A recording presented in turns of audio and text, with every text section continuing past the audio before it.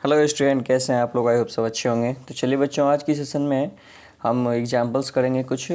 तो वीडियो को लास्ट तक ज़रूर देखिएगा ताकि आपको सारे कॉन्सेप्ट अच्छे से क्लियर हो सके। ये जो क्वेश्चन होते हैं ये आपके 1 नंबर 2 नंबर में आ जाते हैं, क्योंकि चैप्टर 1 से बहुत ही कम ही क्वेश्चन होते हैं और उनके मार्किंग है जो 6 मार्क्स के क्वेश्चन आते हैं। तो इसीलिए जो है सो ये सब क्वेश्चंस आ सकते हैं। तो उसमें कुछ ये है जो डिफरेंट टाइप के क्वेश्चन है, बाकी सारे के सारे सिमिलर टाइप के क्वेश्चन होते हैं। जिसमें से ये एक बहुत ही इंपॉर्टेंट क्वेश्चन है जिसमें आपको यहाँ पे 4n के बदले कई कुछ और नंबर्स दे सकता है, जैसे 6n दे सकता है, 7n दे सकता है, या फिर 8n, कुछ ऐसे ही दे सकता है। ठीक है, तो आपको क्या है कि इस क्वेश्चन को ऐसे समझना है कि चाहे यहाँ पे हमें कोई भी डिजिट दे दे फिर भी हम आसानी से इसको बना सकते हैं। तो चलिए स्टार्ट करते हैं। उससे पहले अगर आप चैनल पर नए हैं तो प्लीज़ वीडियो को लाइक और शेयर ज़रूर करिए और साथ ही साथ चैनल को सब्सक्राइब कीजिए ताकि जितने भी आगे इस तरीके से हम वीडियो आता रहेगा वो आपसे कोई भी वीडियो मिस ना हो। चलिए तो देखते हैं क्या कहना चाहता है ये क्वेश्चन। फर्स्ट क्वेश्चन कहता है consider the number 4n where n is a natural number. Check whether there any value of n for which 4n ends with the digit 0। सबसे पहले हमें क्या करना चाहिए, क्वेश्चन को ना प्रॉपरली पढ़ना चाहिए, क्योंकि जो भी रहता है क्वेश्चन में ही रहता है। ठीक है, आपको वहीं से समझना होता है और उसी को सॉल्व करना होता है। तो यहाँ पे हमें कह रहा है कि कोई नंबर है 4n, जहाँ पे आपका n क्या है, नेचुरल नंबर। मतलब न तो n आपका निगेटिव हो सकता है और न ही n 0 हो सकता है। तो मान लीजिए कि आपका नंबर है 4n। अब n आपका नेचुरल नंबर है, तो यानी कि वेयर n इक्वल टू क्या है, 1 2 3 4 dot dot dot, natural number है। अब यहाँ कह रहा है चेक। चेक मतलब कि पता करिए कि क्या कोई भी ऐसा n है जिसको यहाँ पुट करने पे इसकी जो वैल्यू आएगी उसके वंस प्लेस पे 0 हो जाएगा। जैसे मान लीजिए कि 4 का पावर 1 रखते हैं तो ये आता है 4, 4 का पावर 2 रखते हैं तो ये आता है 16, 4 का पावर 3 रखते हैं तो ये आता है 64। तो देखिए यहाँ पे वंस प्लेस 4 है, यहाँ वंस प्लेस 6 है और यहाँ पे वंस प्लेस 4 है। फिर से अगर हम 4 का पावर 4 कर देंगे तो 256 हो गया, यानी फिर से 6 हो गया। मतलब हमें कभी भी पावर हम बढ़ाते जा रहे हैं लेकिन हमें कहीं पे लास्ट में 0 नहीं मिल रहा। यही चीज़ें आपको पता करनी है। तो ये कैसे पता करेंगे? क्या हमें इस तरीके से हर एक नंबर को चेक करना पड़ेगा, अलग अलग पावर पुट करना पड़ेगा? नहीं। तो क्या करना पड़ेगा?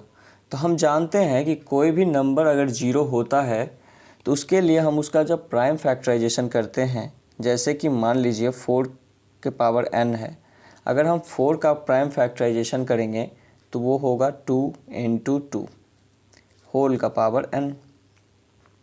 अब ये जो प्राइम फैक्टराइजेशन है 2 × 2, हमने क्या पढ़ा था पिछले क्लास में, पिछले सेशन में यही पढ़ा था कि जो फंडामेंटल थ्योरम ऑफ अरिथमेटिक है वो क्या कहता है।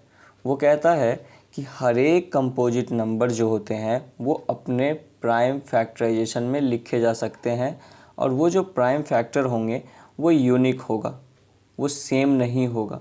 यानी ये जो कंपोजिट नंबर है इसका जो प्राइम फैक्टराइजेशन है 2 × 2 ये यूनिक है। ऐसा नहीं है कि 4 कभी 2 × 2 देगा और कभी 2 × 5 देगा, ऐसा नहीं होगा। तो जब यहाँ पे 2 × 2 है, लेकिन अगर हमें 0 चाहिए तो 0 का मतलब 10 चाहिए। अगर मान लीजिए मैंने यहाँ लिखा कोई भी 720, इसका मतलब क्या हो गया, 72 × 10। अब जो ये 10 है, ये 10 का प्राइम फैक्टराइजेशन क्या होता है, 2 × 5।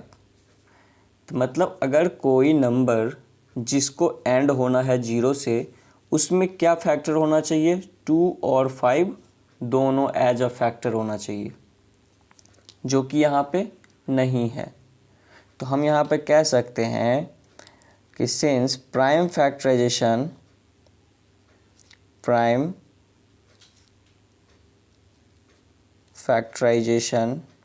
या factorization of 4 is 2 square. ठीक है, prime factorization of 4 is 2 square. But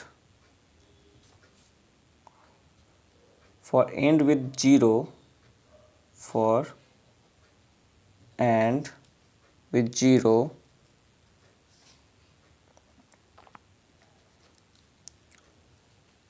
the factor should be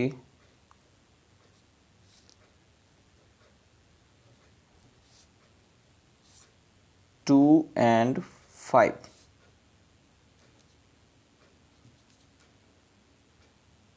ठीक है, तो हम यहाँ पे एक सेंटेंस लिखेंगे जो कि इस फंडामेंटल थ्योरम ऑफ अरिथमेटिक से है कि therefore by fundamental theorem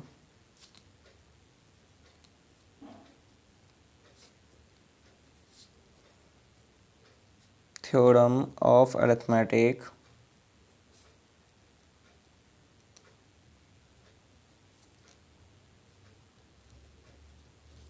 by fundamental theorem of arithmetic,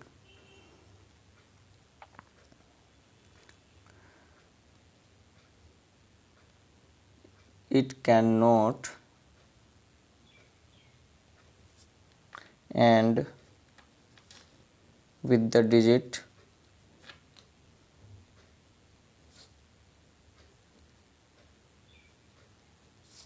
0.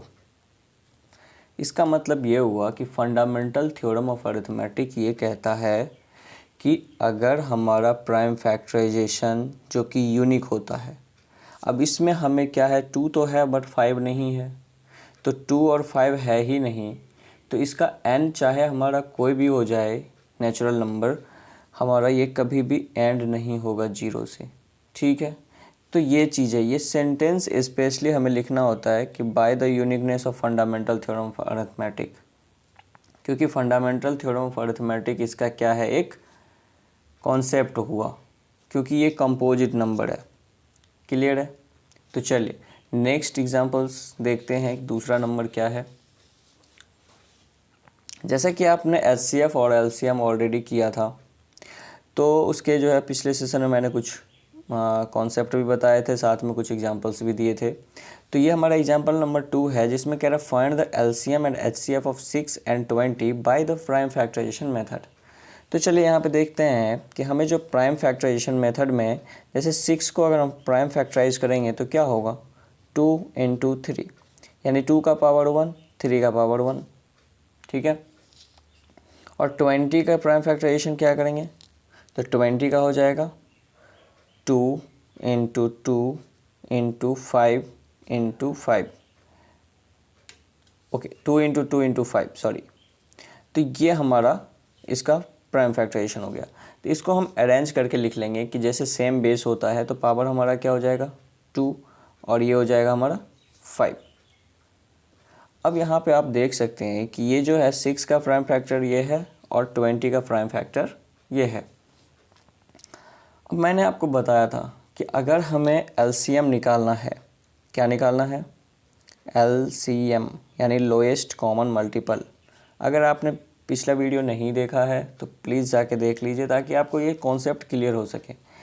तो एलसीएम अगर आपको पूछ रहा है तो आप क्या कर सकते हो यहाँ पे, तो मैंने बताया था कि एलसीएम में जो जितने भी फैक्टर होते हैं, जैसे मान लीजिए इसमें 5 है और इसमें 5 नहीं है, तो आप इस तरीके से 5 का पावर 0 समझ सकते हो, क्योंकि 5 का पावर 0 1 होता है, और इसमें 3 है और इसमें 3 नहीं है, तो इसमें 3 का पावर 0. मतलब आपको क्या करना है कि सेम फैक्टर बना लेना, जैसे इसमें भी 2 3 5 हो गया, इसमें भी 2 5 3 हो गया, सब हो गया, लेकिन जो फैक्टर इसमें नहीं था उसका पावर 0 कर देंगे. इससे क्या होगा कि आसानी होगी समझने में. अब एलसीएम में क्या होता है, हाईएस्ट पावर. तो देखिए 2 का हाईएस्ट पावर कितना है, 2. ठीक है, 3 का हाईएस्ट पावर 1. इन दोनों में से चेक करना है, इसमें और इसमें. तो 2 का हाईएस्ट पावर कितना है, 2. 3 का हाईएस्ट पावर कितना है, 3 का 1 है, 3 का 0 है तो 1 लेंगे. 5 का यहाँ 0 है, 5 का 1 है तो 5 ले लेंगे. ठीक है, तो एलसीएम हमेशा हाईएस्ट पावर होता है। तो इन सबको मल्टीप्लाई करने पे हमारा क्या आएगा, 4 5 जा 20, 23 जा 60। तो ये अब इसी तरीके से अगर हम एचसीएफ निकालते हैं तो एचसीएफ में बच्चों यहाँ पे क्या होता है कि लोएस्ट होता है पावर, ठीक है, मिनिमम। जैसे एलसीएम में हाईएस्ट पावर होता है वैसे ही एचसीएफ में लोएस्ट पावर होता है। तो देखिए 2 का लोएस्ट पावर कितना है, तो 2 का लोएस्ट पावर 1 है, ठीक है। अब 3 का लोएस्ट पावर 0 है, तो 0 तो हम लिखेंगे नहीं, क्योंकि अगर हम लिख भी देंगे तो उसकी वैल्यू तो 1 ही होना है। 5 का भी लोएस्ट पावर कितना है, 1, 0 है, तो 5 का भी 0 हो गया, तो ये भी हमारा 1 हो गया। तो फाइनली हमारा क्या बना, ओनली 2। तो देख लिया आपने कि हाईएस्ट पावर किसका, पावर की मैं बात कर रहा हूँ, हाईएस्ट कोफिशिएंट मतलब फैक्टर की नहीं। आप ये मत सोचना कि एचसीएफ का मतलब होता है हाईएस्ट कॉमन फैक्टर, उसमें हाईएस्ट पावर होगा, ऐसा कुछ नहीं है। पावर यहाँ पे है तो पावर हाईएस्ट रहेगा तो एलसीएम होगा, पावर लोएस्ट रहेगा तो एचसीएफ होगा। क्लियर है। इस पे एक क्वेश्चन आ जाता है कई बार पेपर में ABCD करके, जो कि इस बार भी आया हुआ था। फर्स्ट क्वेश्चन वही था कि अगर आपको दे देता है x = A2B4, है ना, आप कह देता है y = A3B2, ऐसा कुछ दे देता है, आपको कहता है एलसीएम बताओ x और y का, तो खुद ही आप समझ लो कि एलसीएम क्या होगा। तो ये 1 नंबर में हमेशा MCQ में आता है। 1 नंबर में ये आता है कि अगर आपको यहाँ पे ये दोनों दे दिया, जहाँ पे ए बी क्या होता है, प्राइम फैक्टर होता है, तो एलसीएम में आप खुद ही देख के बता सकते हो क्या होता है, हाईएस्ट पावर। तो ए का हाईएस्ट पावर 3 है और बी का हाईएस्ट पावर 4 है, तो ये आपका एलसीएम हो गया, है ना। और अगर एचसीएफ इसमें पूछा जाए तो एचसीएफ हम कैसे निकालेंगे, तो यहाँ पे देखिए लोएस्ट पावर देखा जाता है, तो ए का भी लोएस्ट पावर 2 है, बी का भी लोएस्ट पावर 2 है। तो इस तरीके से आप 1 सेकंड के अंदर अपना 1 मार्क्स गेन कर सकते हैं। तो ये क्वेश्चंस प्रॉपर आता है, तो समझ गए होंगे आई होप। तो चलिए नेक्स्ट सेशन में हम एग्जाम्पल करेंगे 3 4। तब तक के लिए bye bye, have a nice day, thank you.